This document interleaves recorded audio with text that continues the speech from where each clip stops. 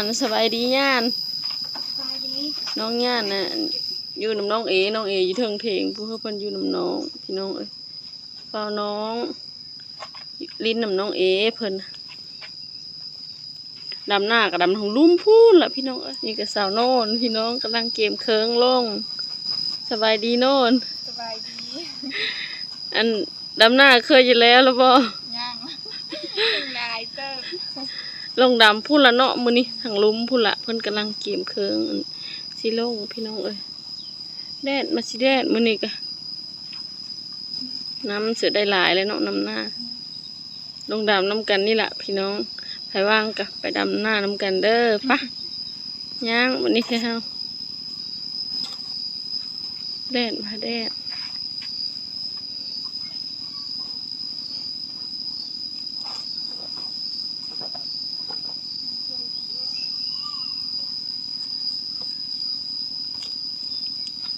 ผู้ดำทางลุ่มผู้ละเสียงรถไถอยู่ผู้ละพี่น้องหุ่นแถวหน้าเถงนี่ยังไม่ทันดำพี่น้อง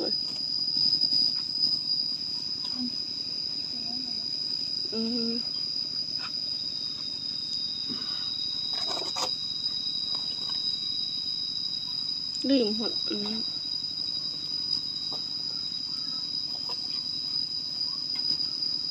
หลายชั้นแต่แท้เนาะใส่เสื้อกับหลายชั้นแต่แท้ได้พี่น้องเพิ่น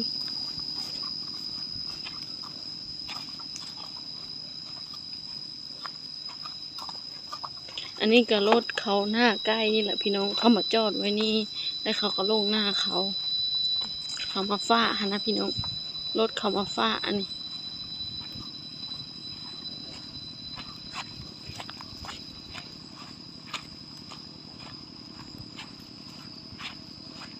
ถอดเกิบไว้นี่พี่น้องใส่เกิบลงมันยะอันนะมันเยอะพลาดยางตามขนาด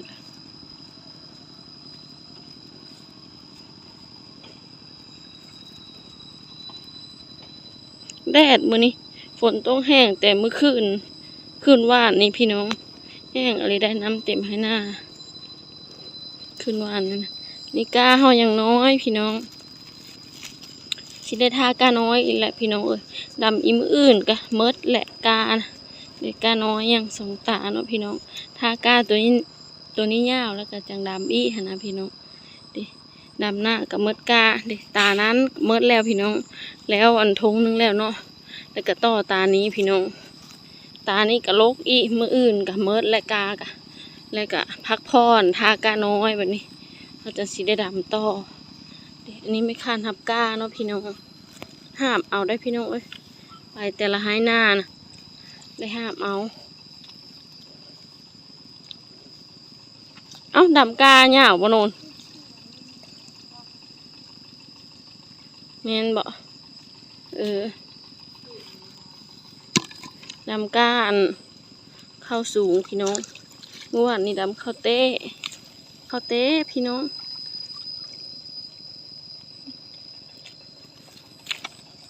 กาเนี่ยหอกันยังซ้ำนั่นแหละน้องพี่น้องจะโน่นแต่งห้ามเพิ่นแต่งแล้วก่อนสักคำกับสีแต่งพี่น้อง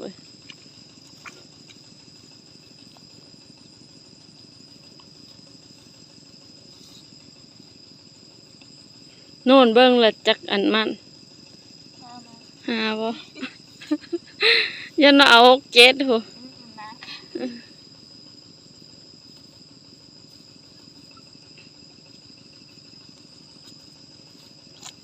เบิ้งละ5 มัดพี่น้องมันนักเบิ้งสีหอนไทยหน้านะพี่น้องดิ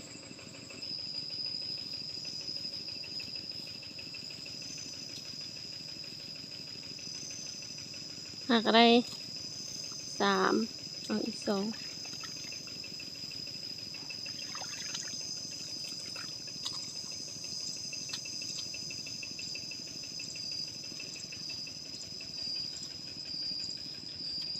ว่าจะให้น้องยันจับกองให้เพิ่นยังอยู่นำน้องเอป่ะมัน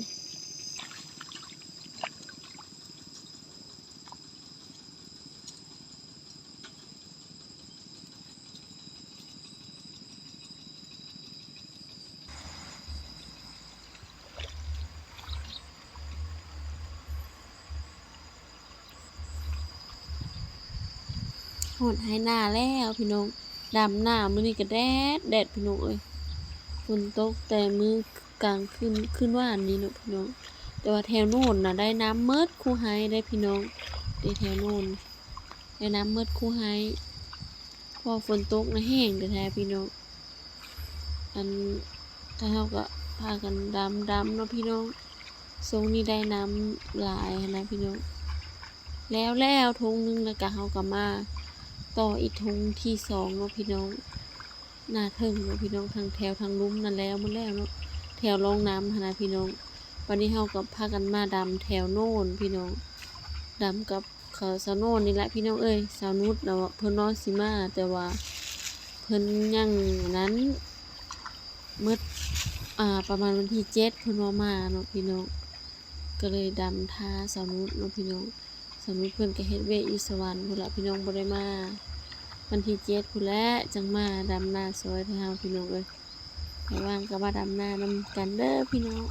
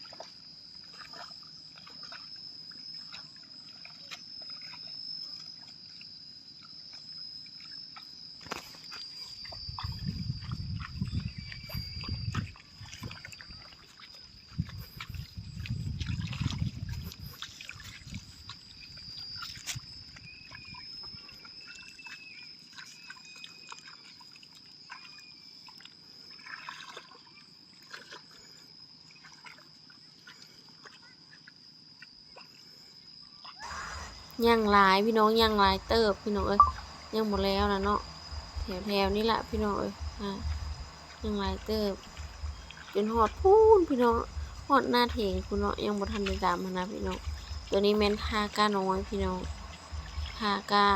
2-3 ตานั่นล่ะพี่น้องเอ้ยยังน้อยอยู่หั่นนะประมาณอาทิตย์นึงพุ่นละพี่น้องเฮาจะสิได้ดำต่ออีกอันดำเมิดกาตัวนี้แล้วก็กับด้วยตาหันน้อยนึงพี่น้องแล้วก็เฮาก็จังโจ๊ะทากาพี่น้องบัดนี้ก็เมิดตัวนี้ก็แต่ว่าน้ำเสือได้พี่น้องน้ำมันได้หลายเนาะแถวโน้นก็ได้เมิดเลยเพราะว่าฝนมันตกแห้งอันนี้อรอพี่น้องเอ้ยก็ได้3ไฮเนาะพี่น้องได้3ไฮน้อยไฮนี้แล้วก็ไฮนี้เนาะพี่น้องแล้วก็ไฮลุ้มพุ้นเนาะพี่น้องเรียกแถวนี้ยังบ่ทันได้ดำเนาะพี่น้องเด้จนฮอดพุ่นและหน้าเถงพี่น้องยังบ่ทันได้ดำเนาะเด้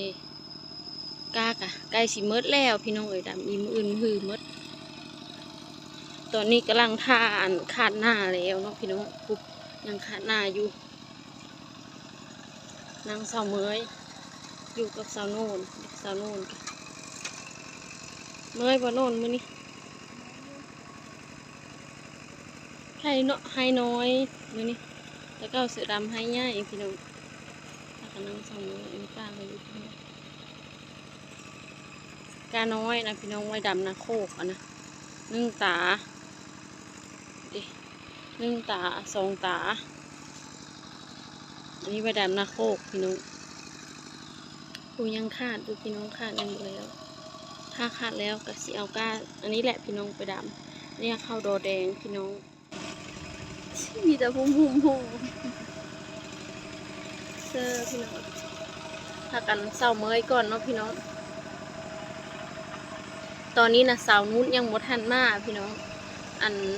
ประมาณวันที่7เพิ่นมาพี่น้องสะคำดำกับสะโน่นแม่เพิ่นเนาะพี่น้องหลายคนปานใดพี่น้องปีนี้หั่นนะสาวนุชเพิ่นวันที่7ที่สิได้มาถ้ากันเสาเมยสิก่อนตามโฮมไม้ล่ะพี่น้อง